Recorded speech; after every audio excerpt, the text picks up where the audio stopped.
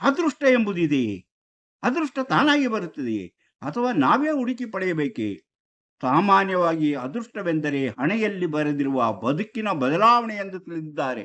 ಆದರೆ ದುರಾದೃಷ್ಟವಂತರು ಯಾವುದನ್ನೂ ಸರಿಯಾಗಿ ಗಮನಿಸುವುದಿಲ್ಲ. ಯಾಕಂದರೆ ಅದೃಷ್ಟವಂತರಿಗೆ ತಮ್ಮ ಸೌಭಾಗ್ಯ ಎಲ್ಲಾದರೂ ಇರಬಹುದೆಂಬ ನಂಬಿಕೆ ಇರುತ್ತದೆ. ಆದುದರಿಂದ ಅವರು ಎಲ್ಲ ಕಡೆಯೂ ಅದನ್ನು ಹುಡುಕುತ್ತಿರುತ್ತಾರೆ. ದುರಾದೃಷ್ಟವಂತರಿಗೆ ಅದೃಷ್ಟ ಎಲ್ಲೂ ಸಿಗುವುದಿಲ್ಲ ಎಂಬ ಉದಾಸೀನ ಭಾವನೆ ಇರುತ್ತದೆ. ಹೀಗಾಗುವುದರಿಂದ ಅದೃಷ್ಟ ಎಂದರೆ ಏನು, ಅದೃಷ್ಟ ಇದೆಯೇ ಇಲ್ಲವೇ ಎಂಬಂತಹ ಸಂದೇಹ ಜನರಲ್ಲಿ ಬೆಳೀತಾ ಇದೆ. ಹಾಗಾದರೆ ಇಂತಹ ಅದೃಷ್ಟವನ್ನು ಪಡೆಯುವುದು ಹೇಗೆ? ಅದನ್ನು ಪಡೆಯಲು ಸಾಧ್ಯವೇ? ಅಥವಾ ಅದೃಷ್ಟ ಎನ್ನುವುದು ಕೆಲವರಿಗೆ ಮಾತ್ರ ಇರುವಂತಹ ಒಂದು ವಿಷಯವೇ ಎಂಬುದನ್ನು ಇವತ್ತು ನಾವು ಚರ್ಚೆ ಮಾಡೋಣ. ಅದಕ್ಕಿಂತ ಮೊದಲು ಬನ್ನಿರಿ ಬನ್ನಿರಿ ಲೋಕವ ನೋಡೋಣ, ಕೋಶ ಓದೋಣ, ಲೋಕ ಅರಿಯೋಣ, ಜೀವನ ತಿಳಿಯೋಣ. ಇದರೊಳಗಿದೆಲ್ಲವೂ ಸ್ವಾಗತ ನಿಮಗೆ ಮಾಣಿಯ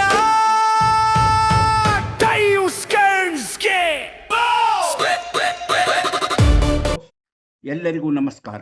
ಮಾಣಿಯಾ ಟೈಮ್ಸ್ ಯೂಟ್ಯೂಬ್ ಚಾನಲ್ಗೆ ನಿಮಗೆಲ್ಲರಿಗೂ ಸ್ವಾಗತ. ಇಂದು ನಾವು ಚರ್ಚೆ ಮಾಡೋದು ಅದೃಷ್ಟ ಹೇಗೆ ಬರುತ್ತದೆ, ಅದೃಷ್ಟವಂತರು ಯಾವುದು, ಅದೃಷ್ಟವನ್ನು ನಾವು ಹೇಗೆ ನಮ್ಮದನ್ನಾಗಿ ಮಾಡಿಕೊಳ್ಳುವುದು, ಅಥವಾ ಅದೃಷ್ಟ ಇಲ್ಲವೇ ಮುಂತಾದ ವಿಚಾರಗಳನ್ನು ಚರ್ಚೆ ಮಾಡೋಣ.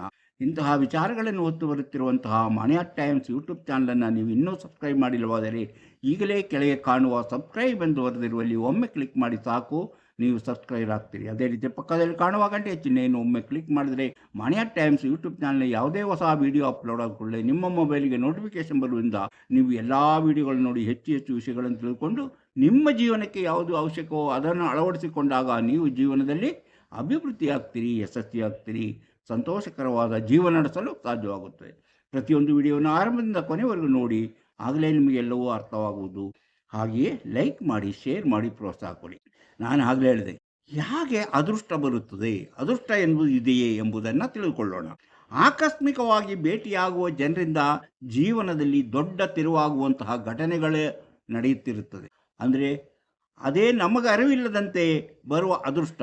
ಅಂದರೆ ನಾವು ಎಂದೂ ಯೋಚಿಸದೇ ಇರುವಂತಹ ಅವಕಾಶ. ಕೆಲವೊಮ್ಮೆ ಏನಾದರೂ ಸಮಸ್ಯೆ ಎದುರಾಗಿ ಕೆಲಸವನ್ನು ಕಳೆದುಕೊಳ್ಳುವ ಸ್ಥಿತಿ ಬರಬಹುದು.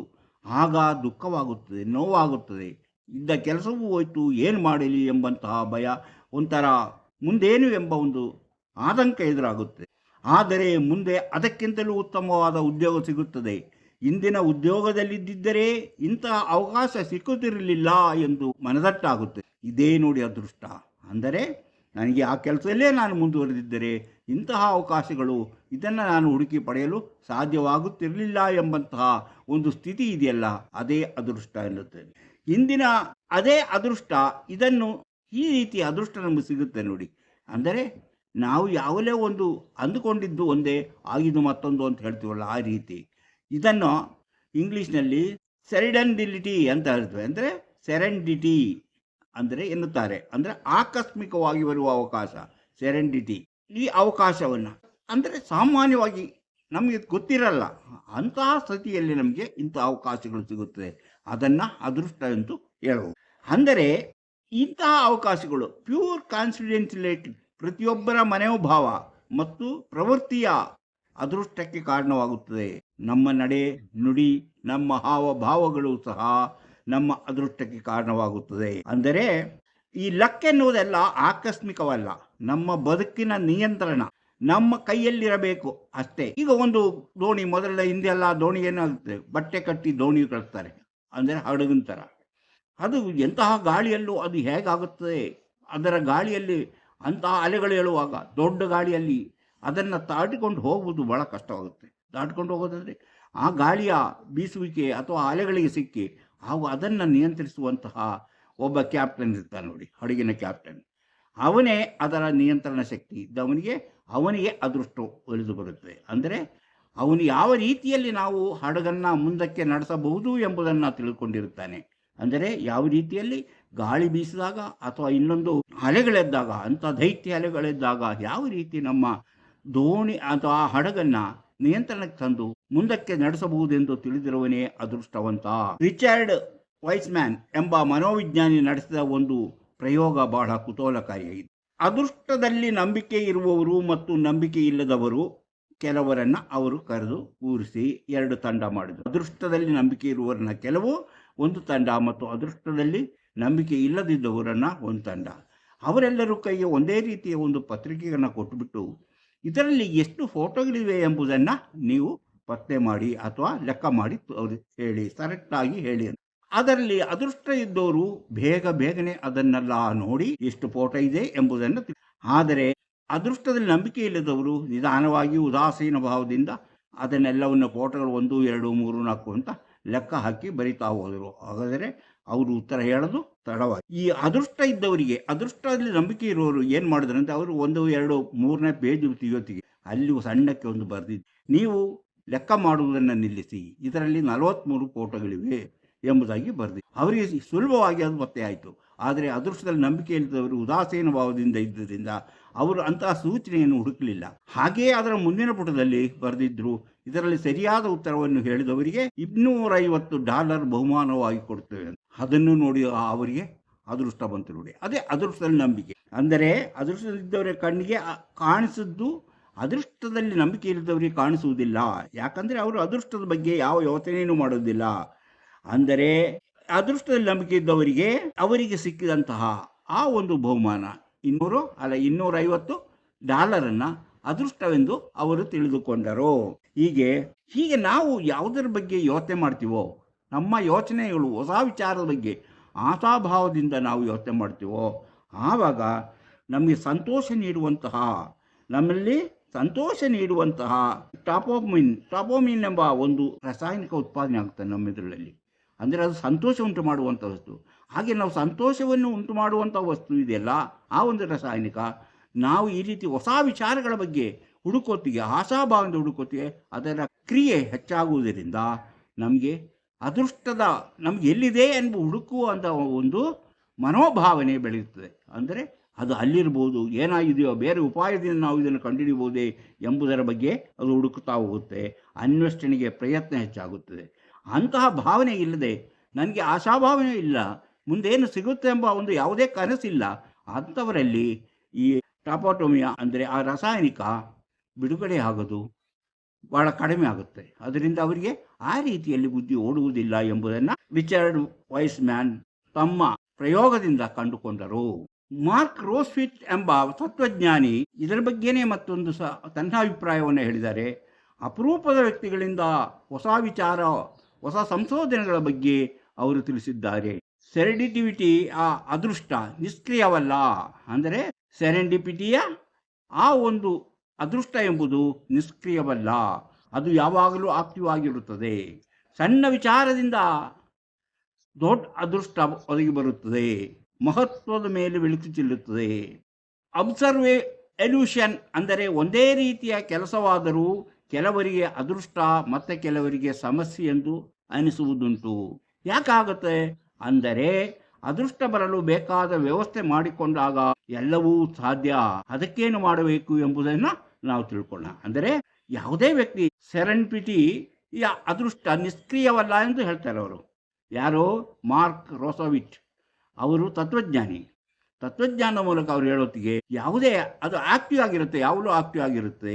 ಸಣ್ಣ ವಿಚಾರದಿಂದ ಅದೃಷ್ಟದ ಸೂಚನೆ ನಮಗೆ ಸಿಗುತ್ತದೆ, ಆದರೆ ಆ ವಿಚಾರದ ಮಹತ್ವ ಆಮೇಲೆ ತಿಳಿಯುತ್ತದೆ. ಅಂದರೆ ನಾವು ಈಗ ನೋಡಿ, ಅದು ಅಲೆಕ್ಸಾಂಡರ್ ಫ್ಲೆಮಿಂಗ್ ಪೆನ್ಸಿಲಿನ್ ಕಂಡುಹಿಡಿಯಲು ಆಕಸ್ಮಿಕವಾಗಿ ಬೆಳೆದ ಬೂಸ್ಟ್ ಕಾರಣವಾಯಿತು. ಅವರು ಅದನ್ನು ನೆಗ್ಲೆಕ್ಟ್ ಮಾಡ್ಬೋದಾಯಿತು. ಅವರು ಆದರೆ ತನ್ನ ಒಂದು ಪ್ರಯೋಗದ ಒಂದು ಪಾತ್ರೆಯಲ್ಲಿ ಅದನ್ನು ಕ್ಲೀನ್ ಮಾಡದೆ ಇಟ್ಟಿದ್ದರಿಂದ ಅದರಲ್ಲಿ ಬೂಸ್ಟ್ ಬೆಳೆಯಿತು. ಆ ಬೂಸ್ಟನ್ನು ನೋಡಿದಾಗ ಅದರಿಂದ ವೈರಸ್ಗಳನ್ನು ಅಥವಾ ಬ್ಯಾಕ್ಟೀರಿಯಾಗಳನ್ನು ಅದು ಹಾಳು ಮಾಡುವಂತಹ, ಅದನ್ನು ನಾಶ ಮಾಡುವಂತಹ ಒಂದು ಶಕ್ತಿ ಇರುವುದನ್ನು ಅವರು ಕಂಡುಕೊಂಡರು. ಅದು ಎಷ್ಟೋ ಜನರ ಪ್ರಾಣ ಉಳಿಸಲು ಸಹಾಯವಾದಂತಹ ಪೆನ್ಸಿಲಿನ್ ಎಂಬ ಔಷಧಿಯನ್ನು ಕಂಡುಹಿಡಿಯಲು ಸಾಧ್ಯವಾಯಿತು. ಅವರು ಆ ಬೂಸ್ಟ್ ಹಿಡಿದನ್ನು ಹಂಗೆ ಬಿಸಾಕಿದ್ದರೆ ಅವರ ಪ್ರಯೋಗ ಇದು ಆಗ್ತಾ ಇರಲಿಲ್ಲ, ಇಂತಹ ಉಪಯೋಗದ ವಸ್ತು ಕಂಡುಹಿಡಿಯಲು ಸಾಧ್ಯವಾಗ್ತಾ ಇರಲಿಲ್ಲ. ಆದರೆ ಅವರು ಅದರ ಸೂಕ್ಷ್ಮತೆಯನ್ನು ಕಂಡುಕೊಂಡರು, ಅದು ಅವರ ಅದೃಷ್ಟಕ್ಕೆ ಕಾರಣ ಆಯಿತು. ಓವನ್ ಕಂಡುಹಿಡಿಯಲು, ಓವನ್ ಅಂದರೆ ಗೊತ್ತೀನಿ, ಒಲೆ ಅಲ್ಲಿ ಅಡುಗೆ ಮಾಡುವಂಥ ಅಥವಾ ಬೇಕ್ ಮಾಡುವಂತಹ ಪದಾರ್ಥಗಳು. ಓವನ್ ಕಂಡುಹಿಡಿಯಲು ಒಬ್ಬ ವಿಜ್ಞಾನಿಯ ಜೇಬಿನಲ್ಲಿದ್ದಂತಹ ಚಾಕ್ಲೇಟ್ ಕರಗಿದ್ದೇ ಕಾರಣವಾಯಿತು. ಚಾಕ್ಲೇಟ್ ಕರಗಿದಾಗ ಅದನ್ನು ನೋಡಿ ಅದನ್ನು ಅದು ಸೂಕ್ಷ್ಮವಾದ ವಿಚಾರ. ಇಂತಹ ಸೂಕ್ಷ್ಮವಾದ ವಿಚಾರವನ್ನು ಯಾರು ಗಮನಿಸ್ತಾರೋ ಅವರೇ ಅದೃಷ್ಟವಂತರು. ಆಲ್ಬರ್ಟ್ ಐನ್ಸ್ಟೀನ್ ಅವರ ಸಂಶೋಧನೆಗಳೆಲ್ಲವೂ ಹೀಗೆ ಆಕಸ್ಮಿಕವಾಗಿ ನಡೆದ ಘಟನೆಗಳಿಂದ ದೊರೆತದ್ದು ಎಂದು ಅವರೇ ಹೇಳ್ಕೊಂಡಿದ್ದಾರೆ.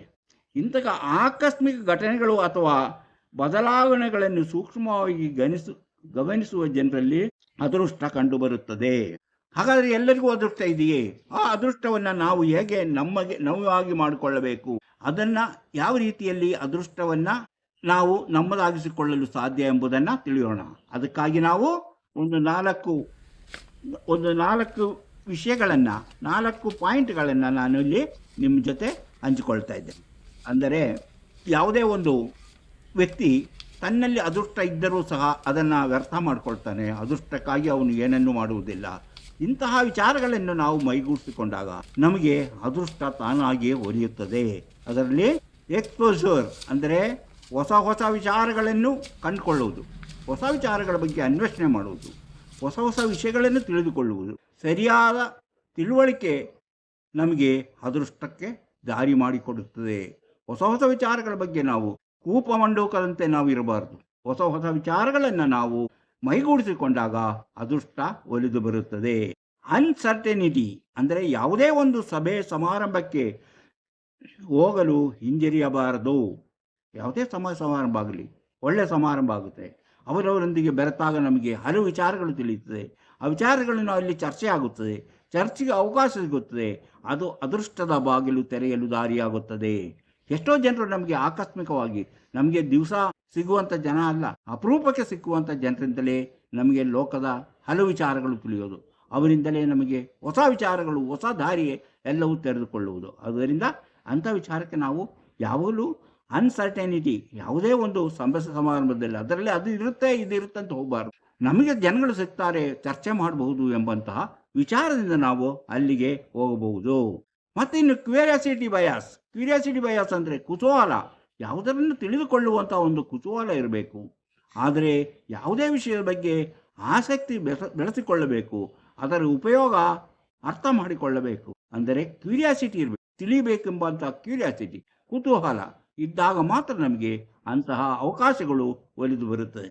ಇನ್ನು ಕೋಲಿಷನ್ಸ್, ಯಾವುದೇ ಒಂದು ಕೆಲಸವನ್ನು ಪ್ಲಾನ್ ಮಾಡಿ ಅದರ ಬಗ್ಗೆ ಸರಿಯಾಗಿ ತಿಳಿದುಕೊಳ್ಳುವುದರಿಂದ ಅದೃಷ್ಟದ ಬಾಗುತ್ತದೆ. ನಾವು ಯಾವುದೇ ಒಂದು ಕೆಲಸ ಮಾಡಿದಾಗಲೂ ಹೋಗಿ ಒಟ್ಟಿಗೆ ನುಗ್ಗು ಬಿಡೋದಲ್ಲ. ಯಾವುದರ ಬಗ್ಗೆ ಪ್ಲಾನ್ ಮಾಡಿಕೊಂಡು ನಾವು ಆ ವ್ಯವಹಾರವನ್ನ ಅಥವಾ ಆ ಕೆಲಸವನ್ನ ಮಾಡಿದಾಗ ಅದೃಷ್ಟದ ಬಾಗಿಲು ತೆರೆದುಕೊಳ್ಳಿ. ಅಂದ್ರೆ ಇದನ್ನ ನೀವು ಎಕ್ಸ್ಪ್ಲೋಸಿವ್ ಆಗಿರ್ಬೋದು, ಸರ್ಟ್ಯಾನಿಟಿ ಆಗ್ಬೋದು, ಅನ್ಸರ್ಟಿನಿಟಿ ಇರ್ಬೋದು, ಕ್ಯೂರಿಯಾಸಿಟಿಯ ಬಯಾಸ್ ಇರ್ಬೋದು, ಅಥವಾ ಕೋಲಿನ ಯಾವುದೇ ಆಗಿರಲಿ, ಇದನ್ನ ನೀವು ರೂಢಿಸಿಕೊಳ್ಳುತ್ತಾ ಬಂದಾಗ ನಿಮ್ಮಲ್ಲಿ ಅದೃಷ್ಟದ ಬಾಗಿಲು ತೆರೆದುಕೊಳ್ಳುತ್ತದೆ. ಹೊಸ ವ್ಯಕ್ತಿಗಳನ್ನು ಭೇಟಿಯಾಗಬೇಕು, ಅಪರೂಪವಾಗಿ ಭೇಟಿಯಾಗುವ ವ್ಯಕ್ತಿಗಳಿಂದ ಹೊಸ ಯೋಚನೆಯ ಬಾಗಿಲು ತೆರೆದುಕೊಳ್ಳುತ್ತದೆ. ಅವಕಾಶಗಳನ್ನು ಸರಿಯಾಗಿ ಬಳಸಿಕೊಳ್ಳಬೇಕು. ಯಾವುದೇ ಅವಕಾಶ ಬಂದರೂ ಅದನ್ನ ಸರಿಯಾದ ರೀತಿಯಲ್ಲಿ ಬಳಸಿಕೊಳ್ಳಬೇಕು. ಅದೇ ಅದೃಷ್ಟ.